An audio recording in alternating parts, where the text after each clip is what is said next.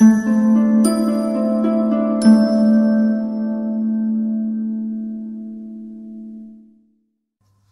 evening, friends. This is third video on certain changes as proposed in Finance Bill 2022 pertaining to GST changes. What are those changes? First one, Section 29 subsection 2 clause B and clause C going to be amended. What is clause B? Clause B talking about if you are a composition dealer and if you have not filed your return being composition dealer for 3 consecutive tax period, ये provision होता था, इसको amend किया गया.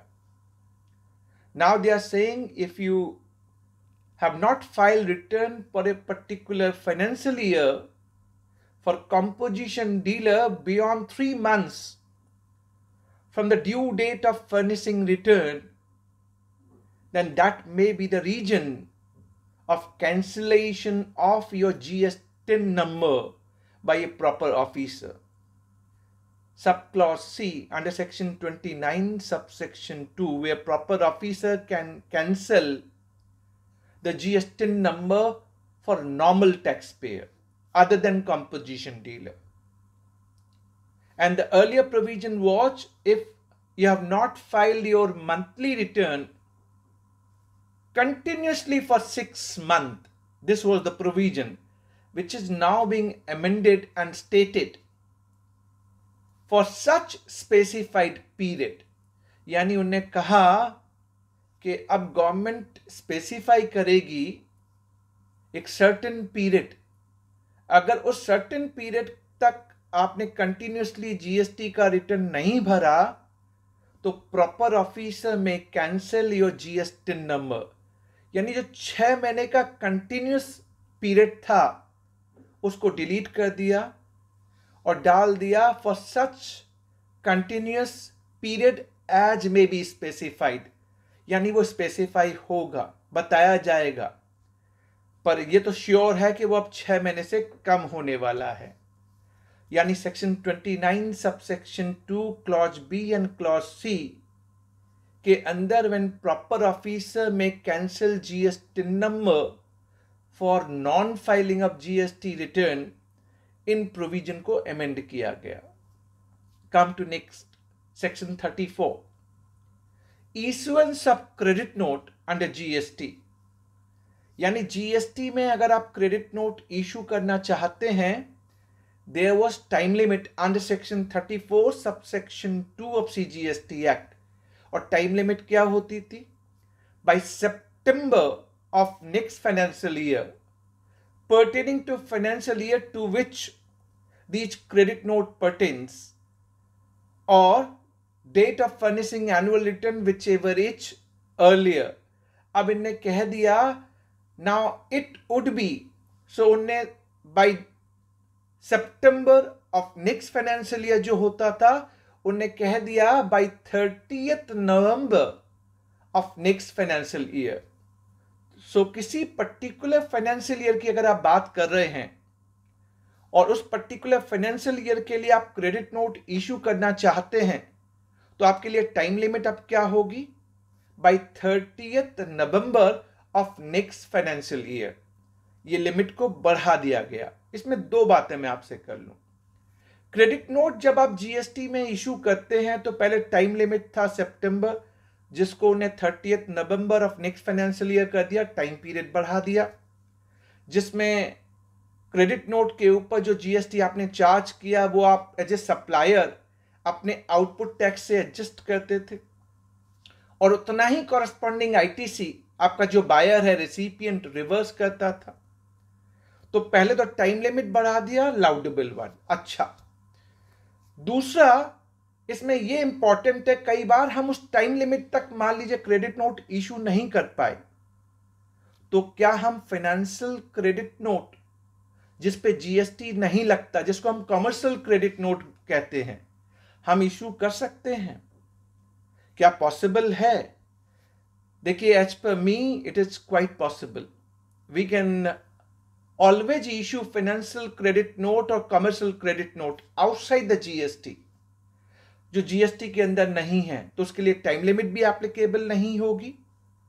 As a supplier आप output tax से कोई भी GST एडजस्ट नहीं कर पाएंगे, एंड करस्पॉन्डिंगली आपके बायर को उतनी ITC रिवर्स भी नहीं करनी है, revenue neutral.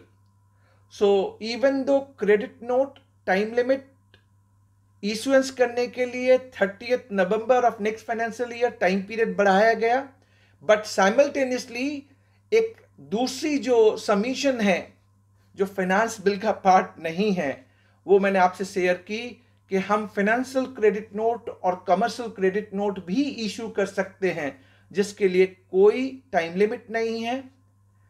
Financial credit note and commercial credit note के ऊपर आपको आउटपुट टैक्स से कोई एडजस्टमेंट नहीं मिलेगा in the hands of supplier, and correspondingly आपके बायर को भी कोई ITC रिवर्स करने की जरूरत नहीं है। तो फाइनेंशियल क्रेडिट नोट या कमर्शियल क्रेडिट नोट को आप अपने GSTR 1 में नहीं दिखाएंगे। अब हम आते हैं जो नेक्स्ट चेंज हमने देखा, मैंने tax return filing, GST return filing से रिलेटेड सेक्शन 37 के चेंज, 38 के चेंज, 39 के चेंज, 41 के चेंज, 42, 43, 43A, ये सारे चेंज मैंने अपने पार्ट 1 एंड पार्ट 2 जो वीडियोस थे उसमें डाल दिए हैं। अब हम आते हैं सेक्शन 47 पे, जहां पे लेट फीस लगती है। तो जो लेट फीस जो हमारे अंडर सेक्शन 52 जो tax collected at source GSTR 8 file करते हैं, उनके लिए भी आप प्रपोज कर दी गई है। सो लेट फीस पहले 39 के लिए और 45 के लिए, 39 में 3B है, 45 में फाइनल रिटर्न है। अब इनने GSTR 8 जो section 52 tax collected at source, अगर आपने ड्यू डेट तक फाइल नहीं किया तो लेट फीस लगेगी, यह पहले प्रोविजन नहीं था, अब डाल दिया गया फॉर GSTR 8। पेनाल्टी का प्रोविजन होता था जनरल पेनाल्टी अंडर सेक्शन 125, तो 47 में यह रेफरेंस डाल दिया गया। साइमल्टेनियसली अगर आप देखें सेक्शन 38 का जो रेफरेंस मैंने आपको बताया, 2 वे कम्युनिकेशन रिटर्न सिस्टम अब खत्म हो गया, जहां जहां सेक्शन 38 का रेफरेंस था वो ओमिट कर दिया गया। अब आते हैं सेक्शन 48 में। सेक्शन 48 में रजिस्टर्ड पर्सन GST प्रैक्टिशनर को ऑथोराइज करता था कि वो outward supply and corresponding ITC कैसे फर्निश करे।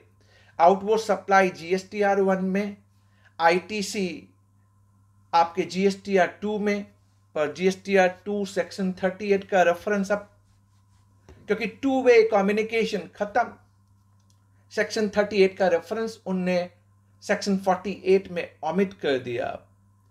अब आते हैं जो चेंज सेक्शन 49 में किए गए। सेक्शन 49 सबसेक्शन 10 में जब आप जाएंगे, दो इंपॉर्टेंट चेंजेस सेक्शन 49 में किए गए। पहला चेंज, अगर आप पर्टिकुलर डिस्टिंक्ट पर्सन है अंडर सेम पैन नंबर और आपका कुछ पैसा ई कैश लेजर में पड़ा हुआ है, ई कैश लेजर में पड़ा हुआ है, that may be under IGST, CGST, तो क्या आप एक डिस्टिंक्ट पर्सन के ई कैश लेजर से दूसरे डिस्टिंक्ट पर्सन के ई कैश लेजर में ट्रांसफर कर सकते हैं? लाउडेबल चेंज। इन्हें अलाउ कर दिया कि किसी एक डिस्टिंक्ट पर्सन, मान लीजिए मेरे 2 रजिस्ट्रेशन हैं अंडर सेम पैन नंबर, तो दोनों रजिस्ट्रेशन को हम डिस्टिंक्ट पर्सन कहते हैं। सो एक रजिस्ट्रेशन में जहां पे ई कैश लेजर है मेरा, सो दैट मे बी मेरा कैश IGST, CGST में पड़ा हुआ है, तो मैं इस बैलेंस को दूसरे डिस्टिंक्ट पर्सन के ई कैश लेजर में ट्रांसफर कर सकता हूं, लाउडेबल वन।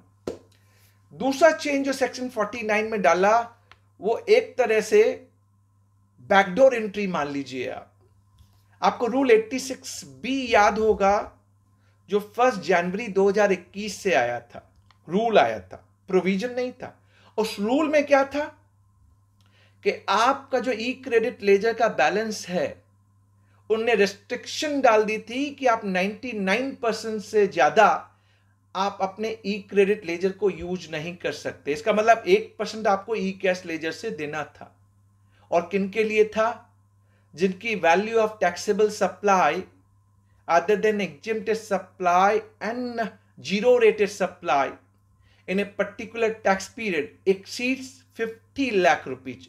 कोई पर्टिकुलर टैक्स पीरियड किसी मंथ का जिसकी value of taxable supply other than exempted and zero rated 50 lakh रुपए से ऊपर थी, तो आपके लिए रिस्ट्रिक्शन डाल दी थी कि आप ई क्रेडिट लेजर 99% यूज कर पाएंगे। अब उनने सेक्शन 49 सब सेक्शन 12 को डाल दिया और प्रपोज कर दिया कि लॉ के अंदर government can notify and they may specify कि आप कितना परसेंटेज अपने ई क्रेडिट लेजर का बैलेंस आप यूज कर पाएंगे। That may be 99%, 98%, 97%, but rule 86B जिसमें 99% है, जो 1 जनवरी 2021 से इन्हें नोटिफाई किया था, पर उसकी कोई लीगल बैकिंग नहीं थी।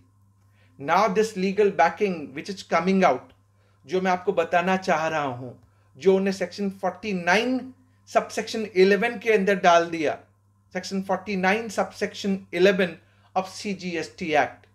तो ये एक जो कर्टेलमेंट, आप अपना पूरा ई क्रेडिट लेजर का बैलेंस यूज नहीं कर पाएंगे पहला, सो ये स्पेसिफाई करेंगे, आने वाले टाइम में बताएंगे कि आप कितना percentage of E credit laser use कर सकते हैं।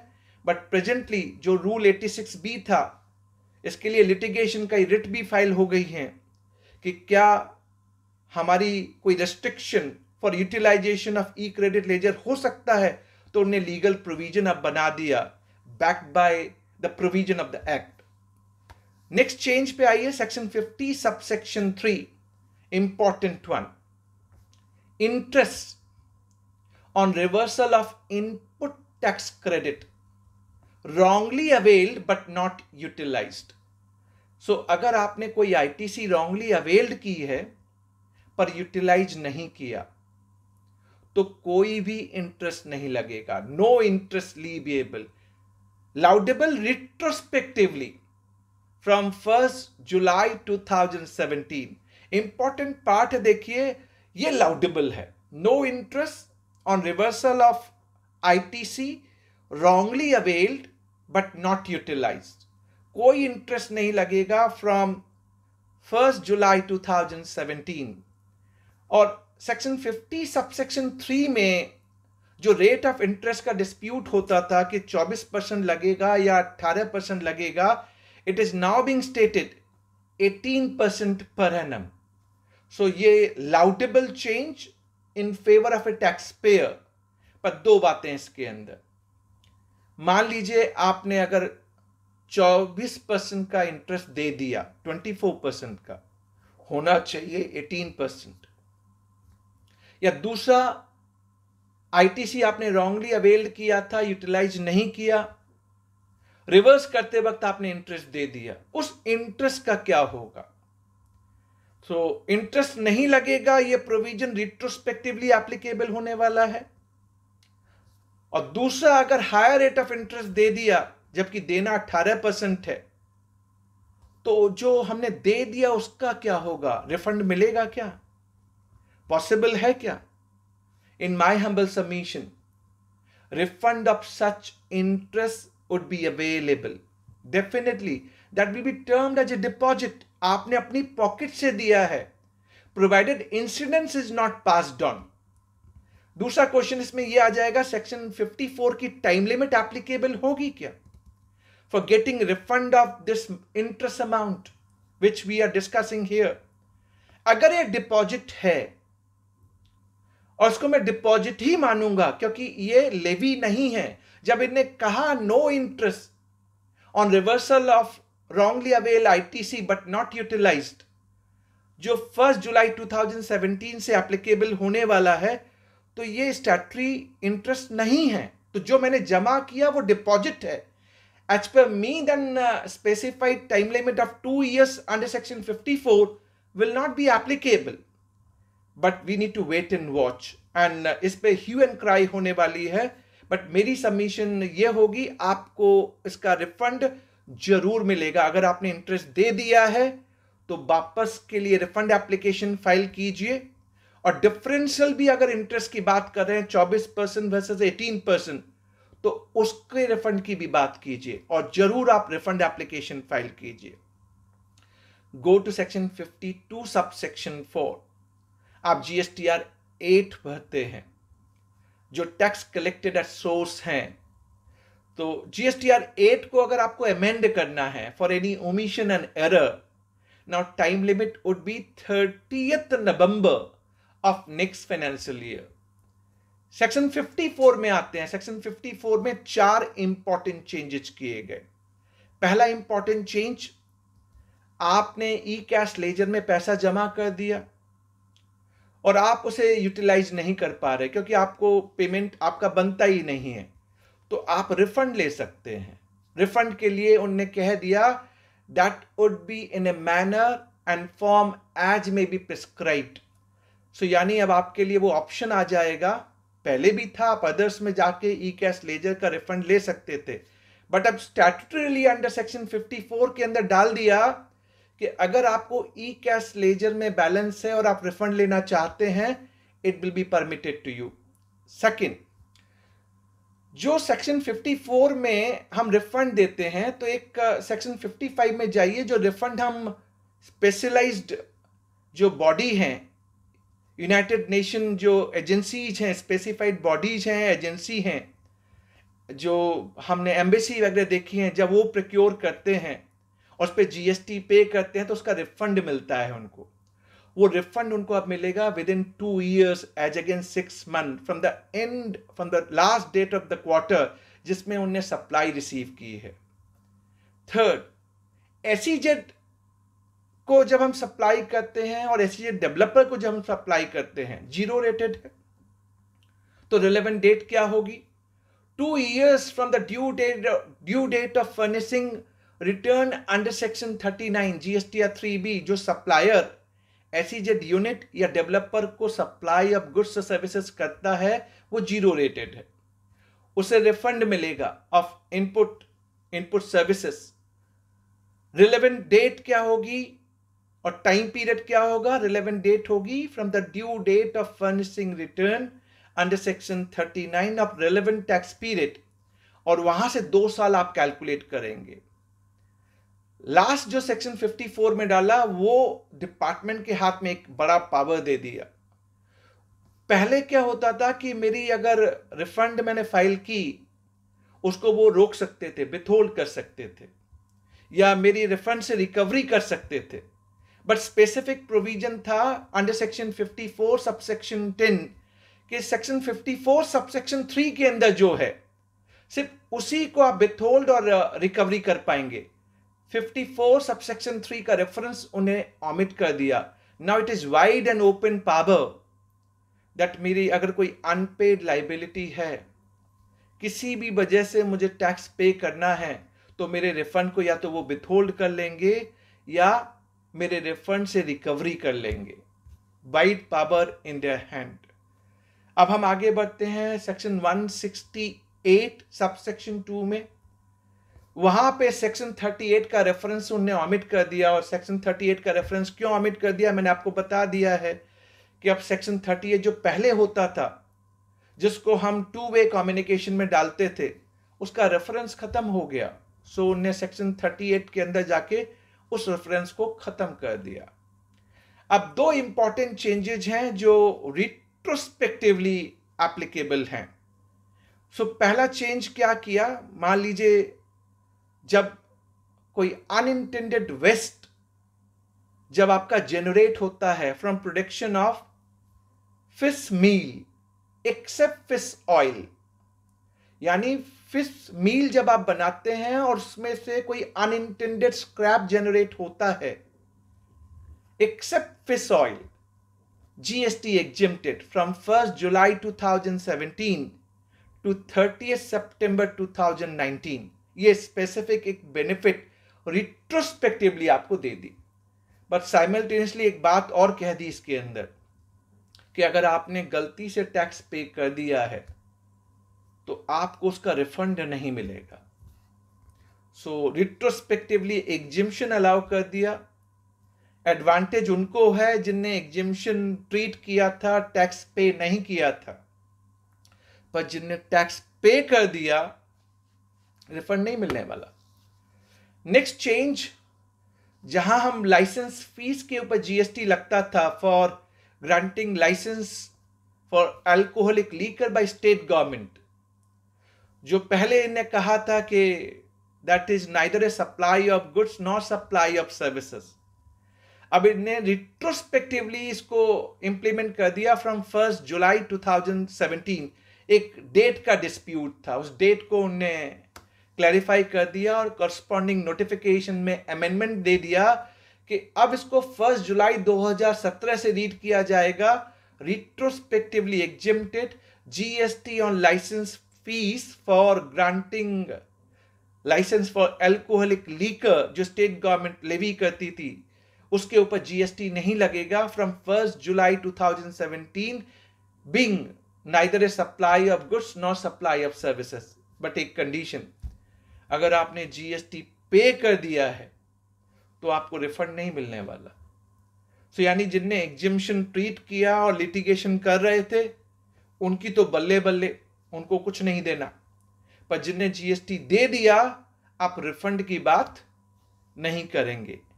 These are the all summary changes in Finance Bill 2022, which is proposed changes in GST, in the GST law, maybe IGST Act, UTGST Act, CGST Act, and respective state GST Act. Clause 99 से लेके Clause 123 जो finance bill 2022 का part है, इन्हें propose किया है for GST changes.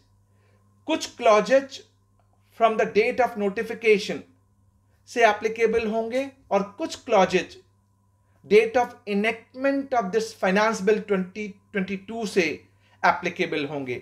आप मेरे डिस्क्रिप्शन में जाके वो डॉक्यूमेंट डाउनलोड कर लीजिए जिसमें हमने क्लियरली बताया है कौन सा क्लॉज एंड कॉरेस्पॉन्डिंग चेंजेस कब से एप्लीकेबल होंगे। Thanks for watching, stay tune. Lot many changes in GST. हम तो कोशिश कर रहे हैं कि हम सब मिलके, सबका साथ सबका विकास, जो भी चेंजेस आते हैं मैं कोशिश करता हूं कि आपके साथ शेयर करूं। So thanks watching Bimal Jain on GST changes, and let's carry on this journey together to make GST law good and simple tax. Thank you very much.